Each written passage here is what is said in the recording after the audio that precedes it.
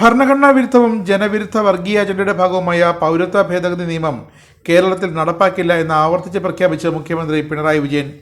ഈ നിലപാട് എല്ലാ തലത്തിലും ഉറപ്പിക്കാൻ സർക്കാർ പ്രതിജ്ഞാബദ്ധമാണ്. ഇതിനായി സംസ്ഥാന സർക്കാർ ഫയൽ ചെയ്ത ഒറിജിനൽ സ്യൂട്ട് സുപ്രീം കോടതിയിലുണ്ട്. ചട്ടങ്ങൾ പുറപ്പെടുവിച്ച് നിയമം തെരഞ്ഞെടുപ്പിന് തൊട്ടുമുമ്പ് ധൃതി പിടിച്ച് നടപ്പാക്കുന്ന കേന്ദ്ര നീക്കത്തിന്റെ പശ്ചാത്തലത്തിൽ നിയമപരമായ തുടർ നടപടികൾക്ക് കഴിഞ്ഞ ദിവസം ചേർന്ന മന്ത്രിസഭയകം തീരുമാനിച്ചിട്ടുണ്ടെന്നും മുഖ്യമന്ത്രി ഉറപ്പു നൽകുന്നു. 2019 ഡിസംബർ 9 ലോക്സഭയിൽ പൗരത്വ ഭേദഗതി ബിൽ അവതരിപ്പിച്ചപ്പോൾ കേരളത്തിൽ നിന്നും അതിനെതിരെ ഏറ്റവും ശക്തമായ ശബ്ദമുയർത്തിയത് ഒരേയൊരു അംഗം മാത്രമായിരുന്നു, ആലപ്പുഴ MP AM ആരിഫ്. ഭരണഘടനാ വിരുദ്ധമായ ഉള്ളടക്കമുള്ള ബില്ല് ലോക്സഭയിൽ അവതരിക്കപ്പെട്ടപ്പോൾ സാങ്കേതികമായി പ്രതികരിച്ചു എന്ന് വരുത്തി മൂലക്കിരിക്കുകയായിരുന്നു കേരളത്തിൽ നിന്നുള്ള കോൺഗ്രസ് MPമാർ. കേരളത്തിനെതിരെയും കേരളത്തിലെ സർക്കാരിനെതിരെയും അടിയന്തര പ്രമേയത്തിന് നോട്ടീസ് കൊടുക്കാനുള്ള ആവശ്യത്തിന്റെ 100-ലൊന്ന് ആവശ്യം പോലും പൗരത്വ ബിൽ വിഷയത്തിൽ പാർലമെന്റിൽ കോൺഗ്രസ്സുകാർ കാണിച്ചില്ല എന്ന് മുഖ്യമന്ത്രി ചൂണ്ടിക്കാട്ടുന്നു. വിജ്ഞാപനം ചെയ്തിട്ട് ഇപ്പോൾ 2 ദിവസം കഴിഞ്ഞിരിക്കുന്നു. പൗരത്വ നിയമ ഭേദഗതിക്കെതിരെ കോൺഗ്രസ് ഔദ്യോഗികമായി ഇതുവരെ ഒന്നും പറഞ്ഞിട്ടില്ല.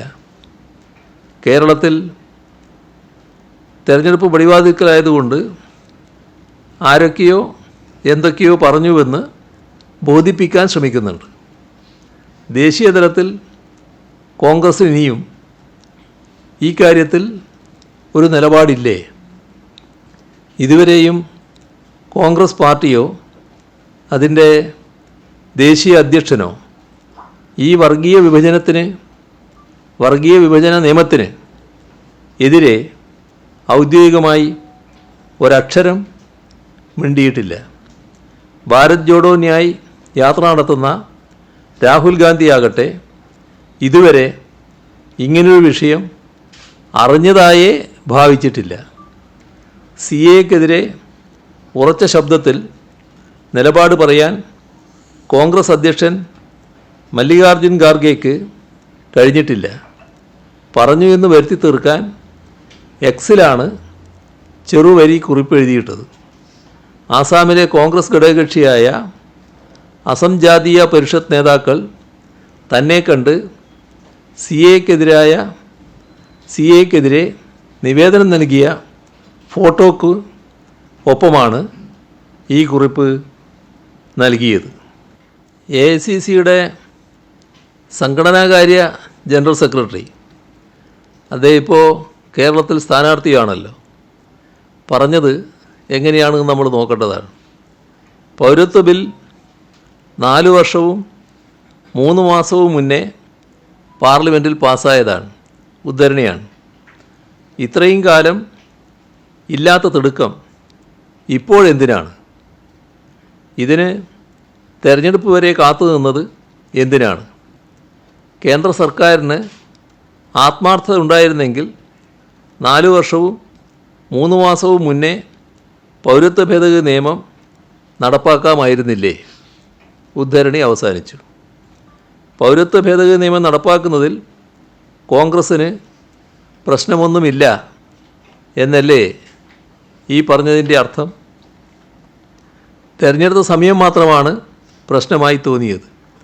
വൈ ദിസ് ഡിലേ എന്നാണ് അദ്ദേഹം ആവർത്തിച്ച് ചോദിക്കുന്നത്. കോൺഗ്രസ് മീഡിയ വിഭാഗം തലവൻ ജയറാം രമേശും പൗരത്വ ബില്ലിൻ്റെ രാഷ്ട്രീയത്തെ തൊടാതെയാണ് കേന്ദ്ര സർക്കാർ നടപടിയെ വിമർശിച്ചത്. തെരഞ്ഞെടുപ്പിന് മുൻപുള്ള BJPയുടെ ധ്രുവീകരണ ശ്രമമാണ് പൗരത്വ നിയമ വിജ്ഞാപനം എന്ന് മാത്രമാണ് ജയറാം രമേശ് ആകെ പറയുന്ന രാഷ്ട്രീയം.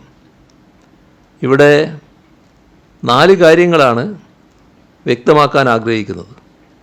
1, പൗരത്വ ഭേദഗതി നിയമം രാജ്യത്തിൻ്റെയും ജനങ്ങളുടെയും ഭരണഘടനയുടെയും താൽപ്പര്യങ്ങൾ ഹനിക്കുന്നതാണ്.